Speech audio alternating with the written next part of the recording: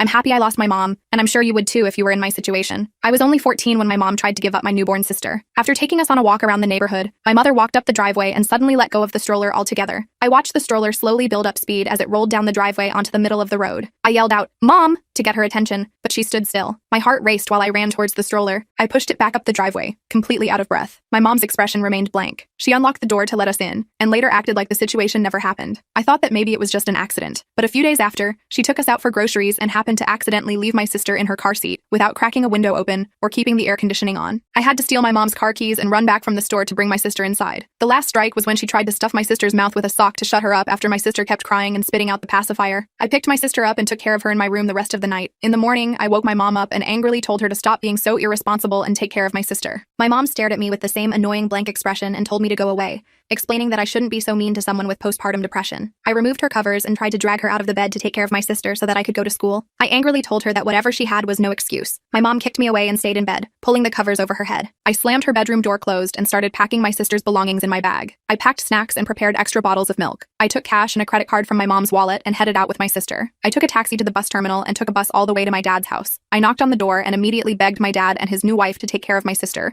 until I was old enough to take her back. They took us inside and cooked up a meal before asking me to explain everything that happened. Afterwards, I called my mom to let her know we were with my dad safely. My mom told me in a groggy voice that she didn't care and told me not to call her again. I sighed, unsurprised, and hung up. We spent the night at my dad's place, and before I left the next morning, my dad and his wife asked me to stay with them permanently too. I definitely wanted to, but said no, because I knew my mom needed someone to take care of her too. So I sadly left on my own after giving my sister a kiss on the head. I spent the next 2 years trying to get my mom to take her medications properly and feel better so that we could get my sister back ASAP. But in the end, my mom chose to give everything up and jump out of the apartment's balcony. My dad and stepmom picked me up and took me in. They took me to therapy and other places I had always wanted to go as a kid. They treated me with love even when it was hard to open up to them after living my entire life depending on myself. But still, they stuck by me and helped me open up. My sister also grew up happy and healthy, and I've never been more thankful having adults I could rely on in my life.